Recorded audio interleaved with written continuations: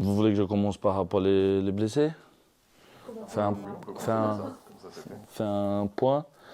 Donc, Hafidji reprise lundi, Léo reprise lundi, India et soin encore, Aiko, Macon et Max soin, et Armand reprise. Voilà, c'est tout pour. Reprise lundi aussi pour Armand?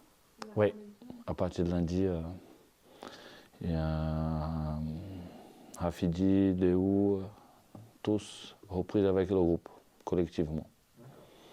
Donc on peut les voir dans le groupe éventuellement ou c'est encore un peu juste pour ceux qui reprennent lundi Armand, Armand notamment, oui, mais bah les trois dans le groupe pour demain, c'est juste, ouais. Ça va être juste. Justement, l'absence d'Armand, ce sera j'imagine, j'arrive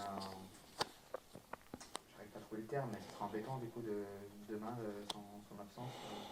C'est un joueur important, c'est un joueur qui arrive dans la période de mercato, et il a fait 2 matchs, il a marqué 2 buts, oui, c'est un joueur important aujourd'hui. Mais malheureusement, il a eu une petite douleur et ça dure un peu plus que. Mais bon, on a déjà gagné sans lui, on a déjà fait la première partie sans lui. Le groupe, j'ai confiance aux autres. Donc, je vais m'appuyer à l'effectif. Le match nul à 7 la semaine dernière, c'était en quelque sorte un rappel à l'ordre. Après ces 4 victoires consécutives, vous avez pas perdu, mais vous n'avez pas gagné non plus. C'est une équipe qui semblait plus ou moins à votre portée, en tout cas sur le papier, après vos précédents résultats. On va dire que depuis le début de 2022, sur 15 points, on a réussi 13. Donc ça, c'est le point positif, que l'équipe vient d'une bonne série de victoires et un match nul. 4 victoires, match nul. Donc moi, je suis satisfait par rapport à ça, par rapport à tout ce qu'on vient de montrer dans cette nouvelle année 2022. On a remonté au classement, donc ça c'est important aussi, ça donne la confiance au groupe. Après, si on pense que le match de 7, oui, on est un peu déçu parce qu'il avait la place de marquer. On a eu des occasions, on a créé des occasions. Malheureusement, on n'était pas vraiment tueur devant le but. Mais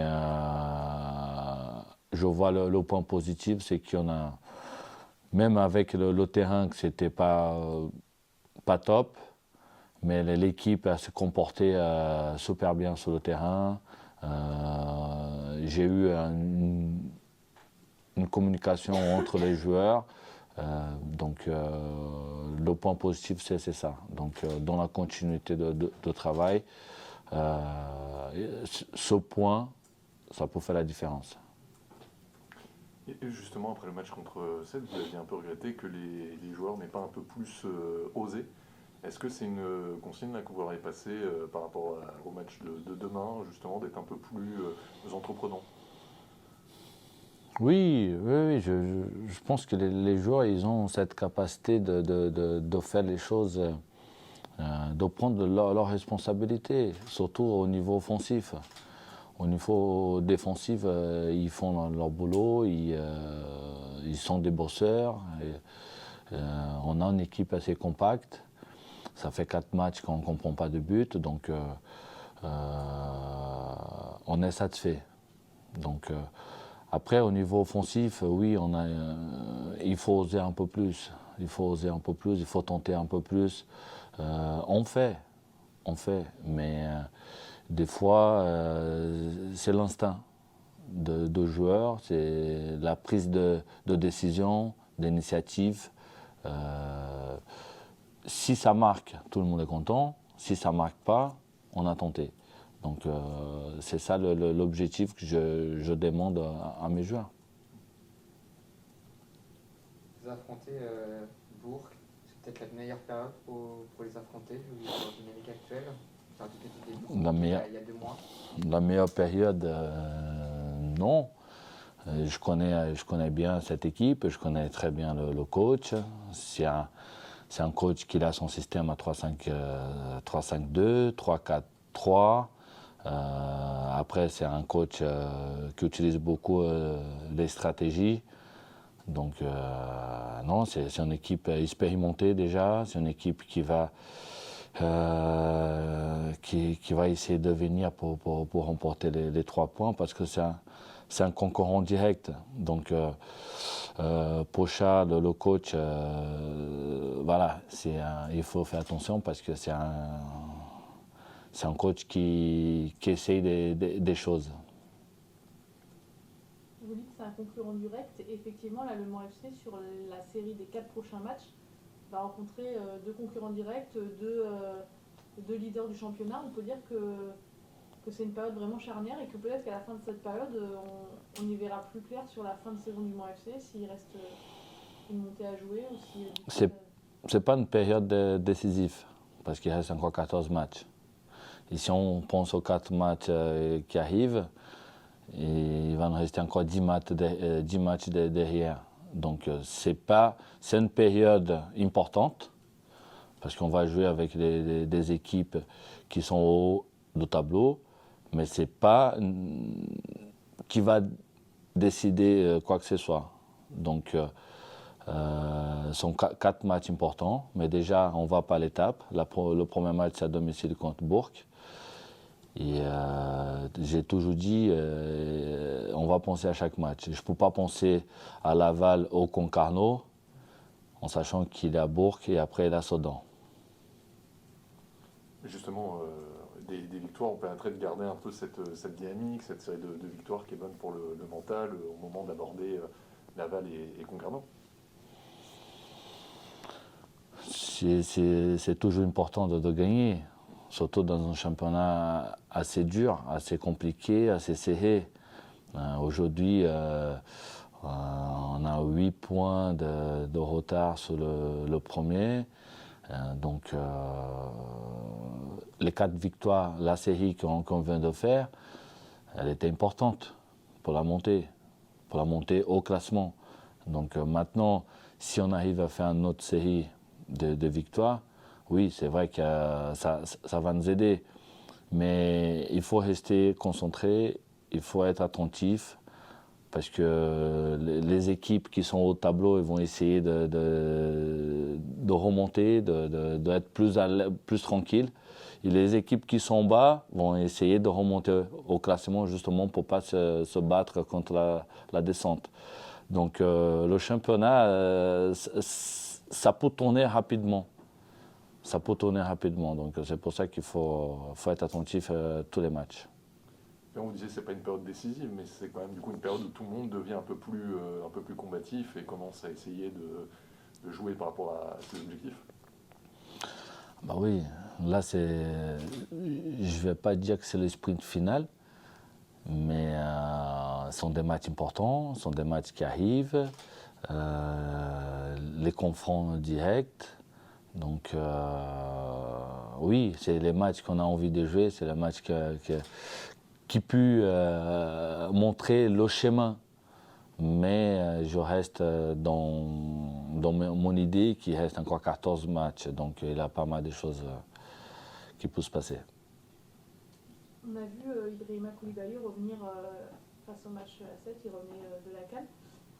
Comment on réintègre un joueur qui a été comme ça absent longtemps? Ça se fait naturellement, il faut retrouver des marques, il faut qu'il reprenne le rythme de l'entraînement. Comment ça s'est passé sachant qu'il n'a pas beaucoup joué. Oui. Justement, il n'a pas beaucoup joué. La CAN, malheureusement, il n'a pas pu jouer. Mais la décision de le faire jouer contre 7 à la place de Ryan, c'était justement par rapport à sa taille, parce qu'on a vu une équipe de 7 qui jouait beaucoup jeu direct. Donc, et moi j'ai pris la décision justement de le mettre par rapport à sa taille, par rapport le jeu long, par rapport les coups arrêtés, Donc c'est pour ça que je n'ai pas mis du Helk, c'était jusque-là le jeu qui jouait. Donc voilà, c'est un travail, c'est un choix tactique que j'ai mis en place. Mais il est revenu tranquillement, oui, c'est naturellement. Il connaît déjà les principes, il connaît la manière de travail, de jouer. Donc c'est pour ça qu'il était dans le groupe aussi contre 7.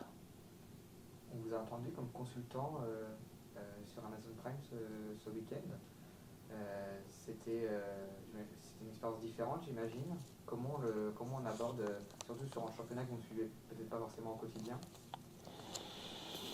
C'est pas mon objectif déjà d'être consultant. Moi, je suis pas. Mon boulot, c'est d'être sur le terrain, c'est d'être au bord de terrain avec mes joueurs.